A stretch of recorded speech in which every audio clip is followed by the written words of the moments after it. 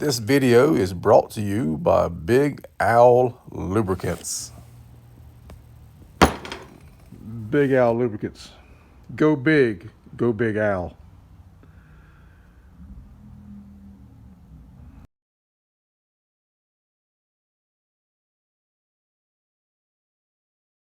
All right, folks. So I think it's about 12:30. Finally made it out to the shop. See if I can get some work done on FURYIOUS. I'm trying to get this water pump mounted and pressure test this thing for water leaks. And we'll put some oil in it. Well, yeah, everybody's been calling and PMing, wanting to know if I'm okay. Everything's fine. Frustration just kind of boiled over, but it's good. We're all good. So yeah, I appreciate it. But whew, feel great. It's nice to be. This is my happy place, as Field Agent 880 says. This ain't his happy place. His shop is his happy place. This is my happy place. But we get this water pump put on and pressure test, and we'll put some of that high performance racing oil in it. We'll do a dang it, I lost my train of thought. Prime. We'll do a prime on the oiling system, and if all that works out good, you get lucky, we may stick this motor in this afternoon. What do you think, folks? Hey folks, Bob here. Okay, so I got the 400 engine put back together. Now, as you know, this is the motor I've run. This is the motor in the car and I bought it. It's the original motor to the car. This is an original big block car.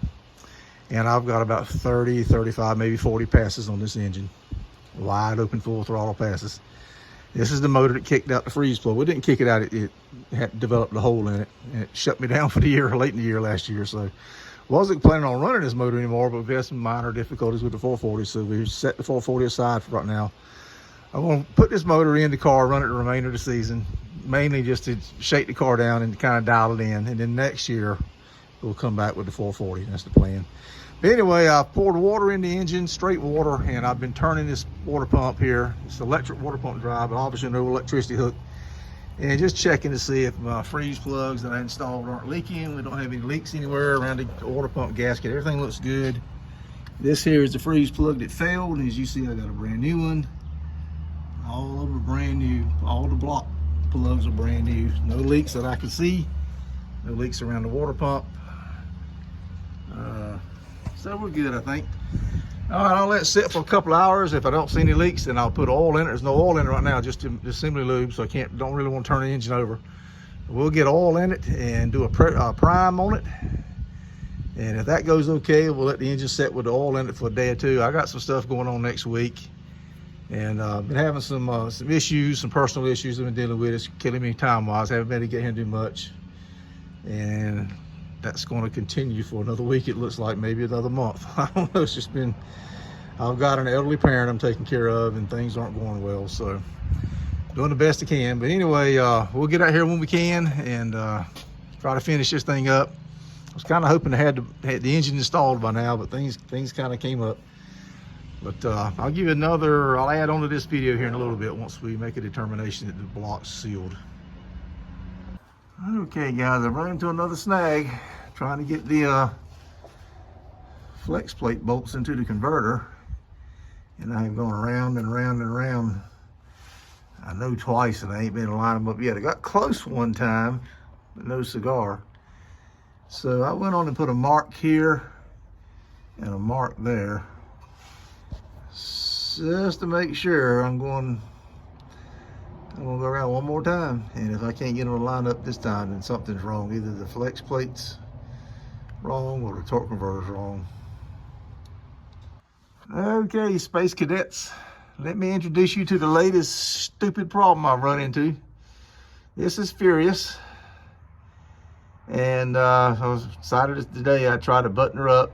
Was going to put the bolts in the flywheel, flex plate, to the torque converter, and they're not lining up. I can't get the torque converter to line up with the flex plate. I know, I've spun it all around. While I was spinning it around, I noticed it had 4 marks on it. Magic marker, dry erase, whatever you want to call it. I shouldn't have all those marks on it. I did put a blue mark on it from the very, it's not, you can't see it, but as I was making sure I made it around all 4. I tried it in all 4 locations, and I've got one where it's real close to going in, but it doesn't go in. But anyway, Went over and checked my box, and bought this thing from Summit Racing, and the box has been opened and retaped up. So somebody has tried to put this flex plate in, and it didn't for whatever reason they sent it back. So I don't know if I got a defective flex plate or a defective converter, but I can't, you know, I got to pull the motor back out, I guess. Okay guys, well, the 400 is back out. Remember, I had the problem with the flex plate, not this piece right here, not wanting to bolt up to that. So I had to pull the motor back out. So and I also got this deal with the oil coming out of the number 4 cylinder spark plug hole. There's the fresh 440 right there, but I got it up for sale. I need some financial relief. Well, the 2 flex plates were dead on, so it's not a flex plate issue.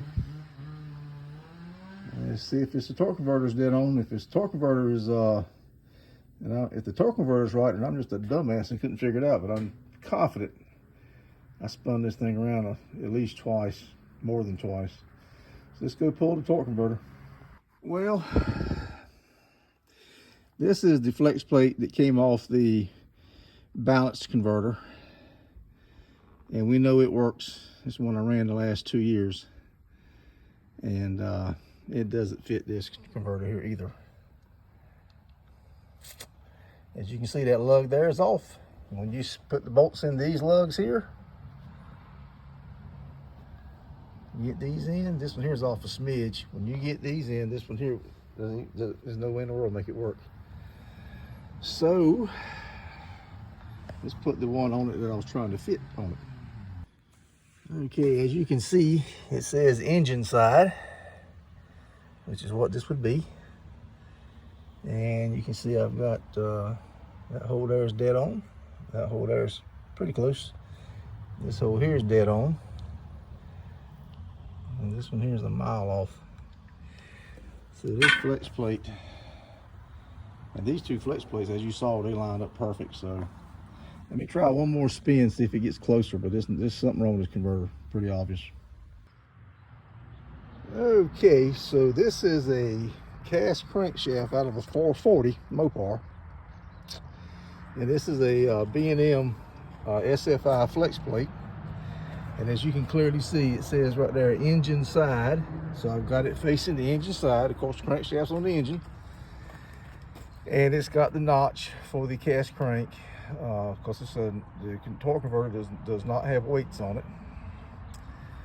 And you'll see it says tap right there. What that's about, the hole in the torque converter for this converter lug, threads were damaged. So I tapped it. Just tapped it. I didn't re-drill it. Just simply ran a tap through it to clean the threads up. Got it marked how it came off with the yellow paint when I tried to install it on the engine in the car.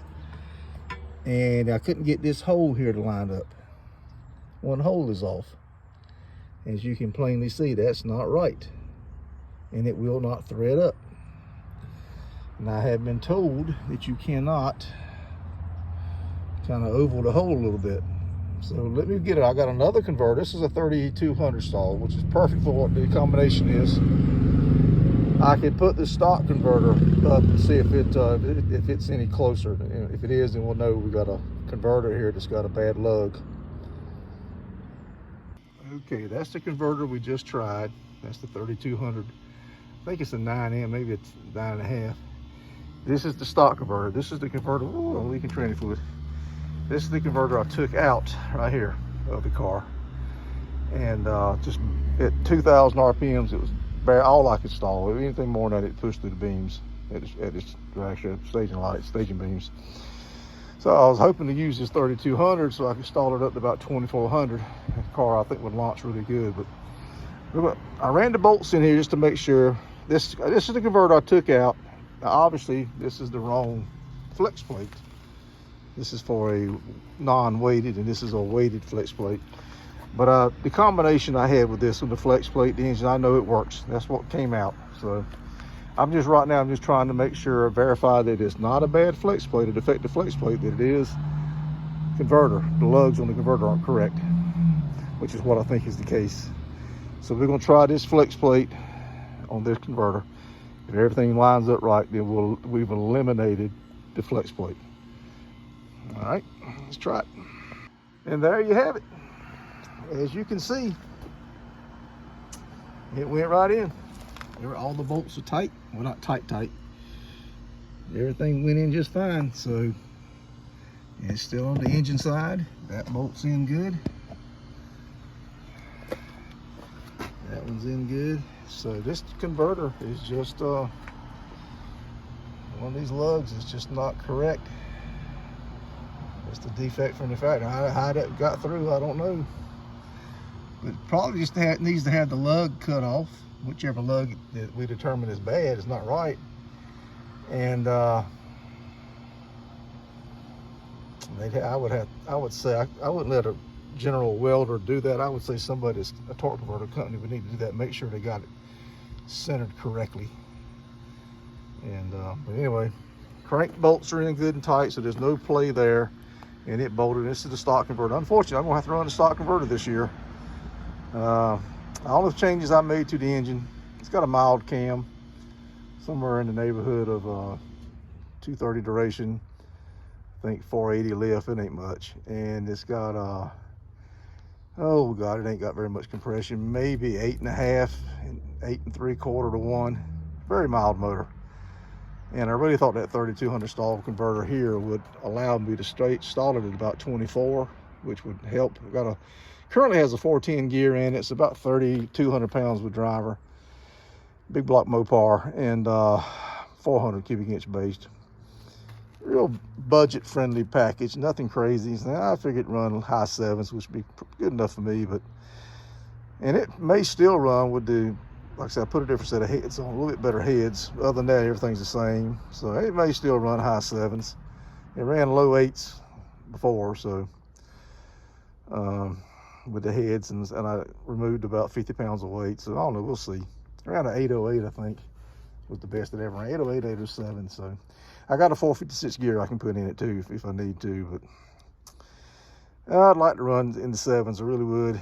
But man, that's a shame. So anyway, that solves that problem. So like I said, I've got the correct flywheel flex plate for this converter, and I know, and I ran it before, so I know it's good. So I just wanted to rule out that this particular flex plate was bad, because I've never run this particular flex plate before. I bought this one brand new. So unfortunately, I think we've got our answer. Folks, hit that like button, and that really helps us out a lot. And scroll down, look at some of the other videos we got. We got all kinds of content on here, and we got way too many project cars, and lots of cool stuff. And we got junkyard crawls, racing stuff, stuff we're fixing around the shop. We show you how we're fixing it. I just showed you how to check a flex plate. So all kinds of neat stuff that we do. Scroll down. We do a lot of car shows too. If you see something you like, watch that video, hit the like on that too. That really helps us out a lot. So appreciate all of you. The views have picked up substantially, and everything's going good, and I really appreciate it.